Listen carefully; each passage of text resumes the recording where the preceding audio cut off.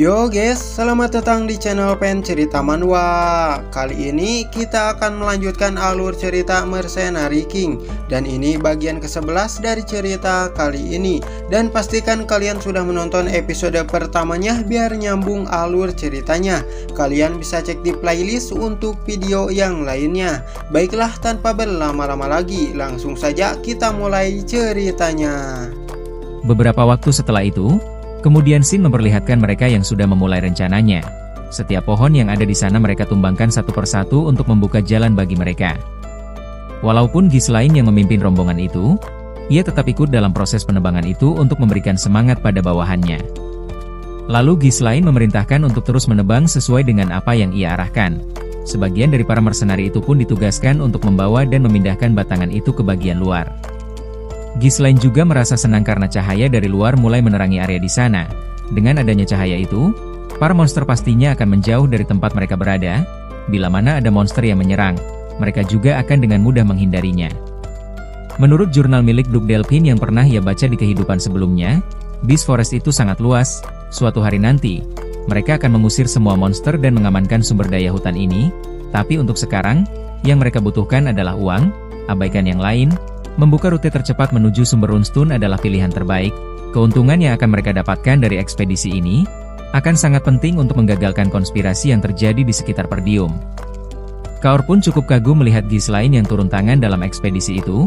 Kebanyakan dari pemimpin hanya memerintahkan dan tidak memperdulikan kesulitan dalam menjalankan pekerjaan. Apalagi, saat itu Ghislaine berada di garda terdepan. Apa yang ingin dia tunjukkan?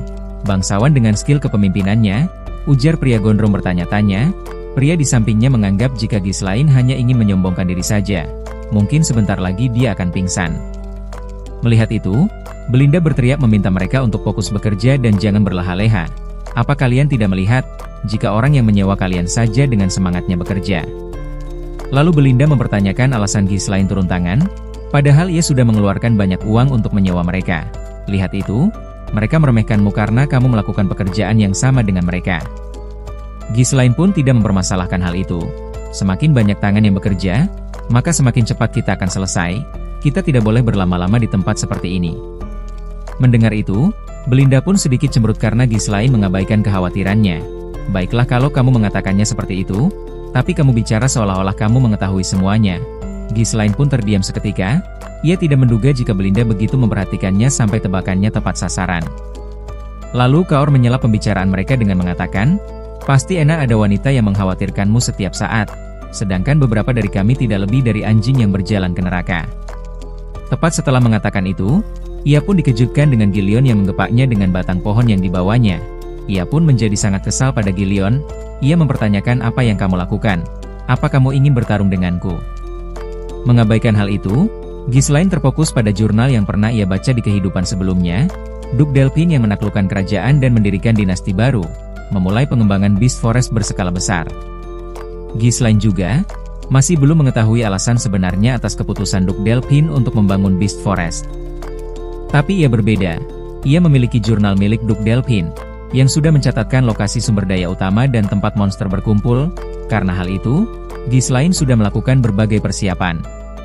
Meski begitu, Ghislaine juga merasa sedikit khawatir karena tidak ada yang terjadi setelah cukup jauh memasuki hutan. Ia hanya membacanya di jurnal dan tidak pernah melihat apa yang sebenarnya terjadi. Lalu Ghislaine pun berteriak meminta mereka untuk tetap waspada. Kita semakin dalam memasuki hutan. Orang yang membawa lentera dibuat keheranan. Mereka bertanya-tanya apa yang sebenarnya dipikirkan oleh bos mereka. Kenapa membawa ratusan lentera? Seharusnya obor lebih murah jika hanya untuk malam hari. Tidak terasa, waktu berlalu begitu saja. Saat itu, waktu menunjukkan jika sore hari telah tiba. Merasakan cahaya yang semakin memudar, sembari melihat ke atas langit, pria itu mengatakan sepertinya malam akan segera tiba. Pria dengan kapak di belakangnya menimpali. Katanya ini hutan yang berbahaya, tapi aku belum melihat satupun monster. Bahkan semut pun tidak ada. Sembari melirik ke belakangnya, pria itu mempertanyakan mengenai rumor hutan itu. Apa rumor itu hanya dibesar-besarkan? Sepertinya Gordon bisa santai dan pekerjaan ini juga tidak seberat itu. Pria dengan kapak menimpali, jika dirinya merasa tidak enak jika pekerjaannya hanya membuka jalan dan bayarannya 3 kali lipat. Sedangkan di sisi si botak, pria itu menendangi punggung Gordon sembari memintanya untuk mengembalikan uangnya. Tepat setelah pria botak mengatakan hal itu, Gordon pun menghentikan langkahnya sembari meminta orang-orang itu untuk memperhatikan sesuatu di depannya. Bukankah kita sudah menebang banyak pohon untuk sampai di sini? Tapi kenapa? Rasanya seperti tidak ada kemajuan, ujar Gordon sembari menoleh Rekan di belakangnya. Tidak lama dari itu, Ghislaine berteriak meminta semua orang yang ada di sana untuk mendengarkan ucapannya. Mendengar itu, orang yang sebelumnya mempertanyakan mengenai rumor hutan itu dibuat kebingungan olehnya. Ia bertanya-tanya apa yang sebenarnya terjadi. Pria dengan kapak di belakangnya menambahkan, kenapa situasinya tiba-tiba berubah seperti ini? Setelahnya, Ghislaine memanggil Gordon dan menanyakan apa yang sedang kamu lakukan di sana. Kamu akan mati jika kamu tetap di situ. Lalu Ghislaine meminta Gordon untuk berjalan ke arahnya secara perlahan. Akan tetapi, di saat Gordon berbalik, batang pohon yang ia bawa membentur pohon di sampingnya. Karena hal itu, semua orang yang ada di sana dibuat panik olehnya. Di saat ketegangan meliputi mereka semua, si pria botak tertawa dan lalu mempertanyakan, apa bos kita ini ketakutan? Lihatlah baik-baik, tidak ada yang terjadi. Kelihatannya memang tidak ada jalan karena tampak sama. Pria gemuk itu hanya kebingungan saja. Beast Forest memang terdengar menakutkan, tapi kenyataannya ini hanya hutan biasa. Dengan tatapan serius, Ghislaine meminta pria botak untuk kembali juga. Kembalilah ke sini. Kamu akan mati jika tetap di sana. Mendengar itu, pria botak merasa jika Ghislaine sedang menakut-nakuti mereka. Apa kamu pikir bisa mengendalikan kami dengan mengancam kami seperti itu? Tepat setelah pria botak itu mengatakan hal itu, sesuatu seperti ranting melesat dan langsung mengikat tubuhnya. Seketika, tubuhnya pun tertarik dan dibawa ke atas. Dan rupanya, makhluk yang menariknya itu adalah sesosok monster pohon. Tarikan itu pun membawa si pria botak pada rahang monster itu. Giginya runcing, dan juga banyak. Mulut monster itu terbuka lebar, bersiap untuk melahap pria botak itu. Setelah pria botak itu masuk ke dalam mulutnya, pohon itu pun kembali menutup, dan kemudian matanya terbuka tepat di tengah-tengah tubuhnya. Dijelaskan, jika pergerakan monster itu tidak mengeluarkan suara, dan juga sangat sulit untuk menyadari pergerakan mereka, makhluk yang akan bergerak dan mengincarmu di saat kamu tidak menyadarinya. Monster itu disebut dengan sebutan Dirus Ants. Tidak lama dari itu, monster Ant itu pun mulai bermunculan satu persatu dari kegelapan. Seketika mereka pun menjadi panik dan lari terbirit-birit sembari mempertanyakan, kenapa tiba-tiba ada banyak monster? Tidak membiarkan lolos begitu saja, monster itu pun mengejar mereka dengan ranting yang keluar dari mulutnya. Satu persatu orang-orang mulai tertangkap, dan langsung ditaruh ke dalam mulut mereka. Begitu juga dengan Gordon, tubuhnya berhasil monster itu tangkap, tapi ia berhasil bertahan dari tarikan monster itu dengan memeluk batang pohon di depannya. Ia berteriak meminta bawahannya untuk memotong ranting yang mengikatnya. Dan alangkah dibuat terkejutnya orang yang menebas ranting itu, senjata yang ia gunakan untuk memotong ranting itu malah rusak, sedangkan rantingnya baik-baik saja. Tidak kuat menahan tarikan monster itu, akhirnya Gordon pun tertarik ke arah monster yang menangkapnya. Namun beruntungnya, dengan sigap Ghislaine memotong ranting itu sebelum Gordon mendarat di mulutnya. Tidak berhenti di situ saja, Ghislaine juga langsung memberikan tebasan yang langsung mengenai matanya. Setelahnya, Ghislaine berteriak meminta mereka semua untuk sadar. Jangan berpencar, itu hanya akan membuatmu menjadi target yang mudah bagi mereka. Angkat perisainya dan bentuk formasi bertahan, jangan biarkan mereka menyeret satupun dari kalian. Mereka yang tersisa pun langsung berkumpul dan mengikuti setiap arahan yang Ghislaine berikan. Ghislaine juga meminta mereka untuk menutup celah dari segala arah, fokuskan terlebih dulu pada pertahanan sampai perintah selanjutnya. Setelah selesai mengatur mereka, Ghislaine langsung berlari ke arah gerobak yang penuh dengan lentera. Ia meminta Kaor untuk menyalakan lenteranya. Tepat setelah dinyalakan, Ghislaine juga meminta mereka untuk melemparkan lentera itu pada para monster untuk membakarnya sampai menjadi abu. Akan tetapi, setiap lentera yang melayang ke arah monster itu, para monster berhasil memblokirnya dengan ranting yang keluar dari mulutnya. Lentera-lentera itu pun hancur dan padam sebelum mengenai tubuh monster itu. Mereka pun menjadi sangat panik melihat hal itu. Mereka tidak menduga jika monster itu bisa menangkis dan memadamkan lenteranya. Mereka pun mempertanyakan bagaimana cara mereka membakar monster itu. Di saat mereka terbengong dengan tubuh yang dipenuhi rasa panik, Gillion pun maju ke hadapan mereka dan lalu menangkis setiap ranting yang mengarah pada mereka, disusul dengan Belinda yang melemparkan beberapa dagger yang tepat mengenai mata monster itu. Lalu Ghislaine meminta Gillion dan Belinda untuk membantu para mercenari melemparkan lenteranya. Sedangkan dirinya yang akan menghalau setiap serangan dari monster itu, aku juga yang akan mengalihkan perhatian mereka. Setiap ranting yang mengarah padanya, dengan mudah Ghislaine hindari. Beberapa dari ranting itu juga Ghislaine potong. Tidak hanya menghindar dan menebas, Ghislaine juga melangkah maju untuk mendekati monster itu. Setelah dekat dengan monster yang ia targetkan, Ghislaine pun langsung memberikan tebasan yang membuat beberapa batang dari monster itu terputus, lalu Ghislaine melompat dan kemudian menusukkan pedangnya pada mata monster itu. Melihat monster-monster itu yang mulai terfokus pada Ghislaine, Belinda berteriak meminta mereka semua untuk segera melemparkan lenteranya. Mendengar instruksi itu, mereka pun langsung melemparkan lentera pada monster di depan mereka, karena pandangan monster itu yang terfokus pada Ghislaine. Lentera itu pun berhasil mengenai monster itu. Percikan api mulai menyala dan kemudian menyebar ke seluruh tubuh monster itu. Suara arangan pun terdengar menggema di sana. Melihat lentaranya berhasil membakar monster itu, mereka pun merasa senang dengan hal itu. Menyadari itu, Ghislaine berteriak mengingatkan untuk tidak berhenti melemparkan lenteranya.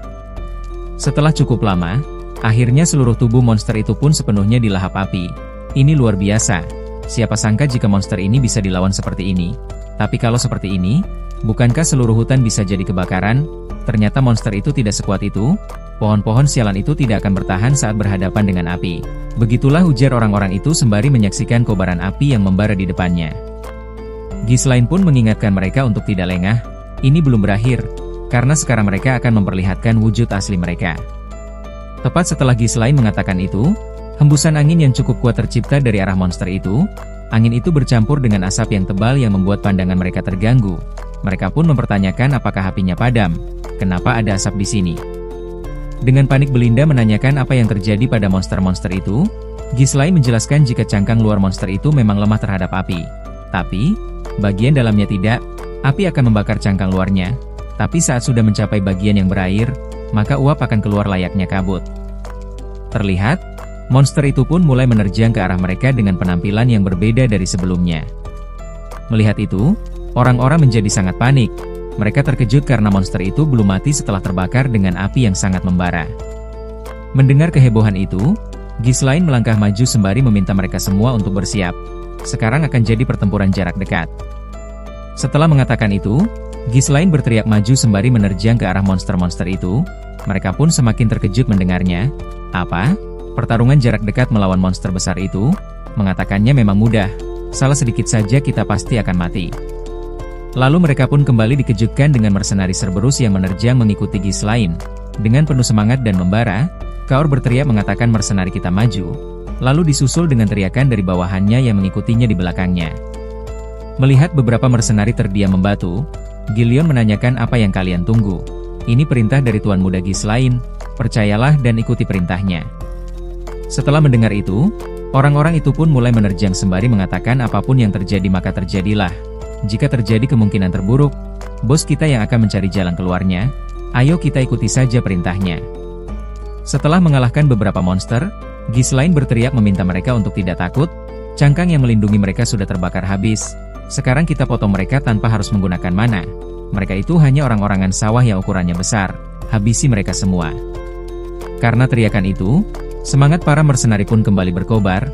Mereka pun mulai menanamkan dalam hati jika mereka ragu-ragu mereka akan mati. Tugasku di sini adalah menghapus keraguan dari mereka yang mengikutiku, untuk menanamkan semangat yang membuat hal yang tidak mungkin menjadi mungkin. Begitulah isi pemikiran Ghislaine. Dan pada akhirnya, monster terakhir berhasil Ghislaine kalahkan dengan sekali tebasan. Melihat itu, orang-orang itu pun terdiam memandangi punggung Ghislaine. Kita berhasil mengalahkan mereka semua. Begitulah perkataan mereka atas keberhasilannya mengalahkan monster-monster itu. Menandakan jika mereka tidak menduga jika mereka akan selamat dari para monster yang ganas itu. Tidak lama dari itu, Ghislaine berkata mengingatkan jika mereka saat ini sedang di dalam Beast Forest. Ini baru di pintu masuk dan sudah bertemu dengan monster seperti di Rus Ends. Orang-orang itu pun terdiam mendengarnya. Apa yang Ghislaine katakan ada benarnya. Entah monster apa yang akan menghadang di depan mereka nantinya. Mereka pun hanya bisa menelan ludah sembari menerima kenyataannya. Lalu Ghislaine melanjutkan ucapannya. Ia meminta orang-orang itu untuk tidak perlu khawatir karena dirinya yang akan selalu di depan. Percaya dan ikuti aku. Setelah itu, mereka pun melanjutkan tugasnya. Pohon demi pohon mereka tebang kembali. Sedikit demi sedikit jalan pun mulai terbentuk. Setiap monster yang menghadang mereka kalahkan. Sampai di suatu tempat, mereka bertemu dengan monster yang berukuran sangat besar. Penampilannya seperti dinosaurus direk. Namun makhluk ini memiliki beberapa perbedaan. Selain memiliki taring yang menonjol di bawah mulutnya, monster ini juga memiliki tanduk yang menculak di atas kepalanya. Di saat orang-orang panik dengan monster besar yang menerjang ke arahnya, dengan sigap Kaur menebas kakinya untuk menghentikan pergerakannya. lalu ditahan oleh Gillion dengan tameng di tangannya, sehingga monster itu terhenti sebelum menabrak para mercenari di belakang Gillion, dan kemudian diakhiri dengan tusukan kuat oleh Ghislaine yang meluncur dari atasnya. Setelah itu, Ghislaine mengumpulkan mereka semua dan menanyakan apa ada yang terluka. Dengan serempak mereka menimpali tidak ada. Melihat sorakan penuh semangat itu, Gillion mengatakan jika mereka mulai terlihat lebih meyakinkan. Kaor menambahkan, pengalaman nyata adalah guru terbaik. Ghislaine pun membenarkan hal itu, kemudian mereka pun melanjutkan kembali pekerjaan membangun jalannya. Di sisi lain, terdapat salah satu mercenari yang terlihat sangat panik. Ia beranggapan jika semua orang yang ada di sana sudah gila. Ia juga berpikiran jika hutan itulah yang mengubah tingkah mereka.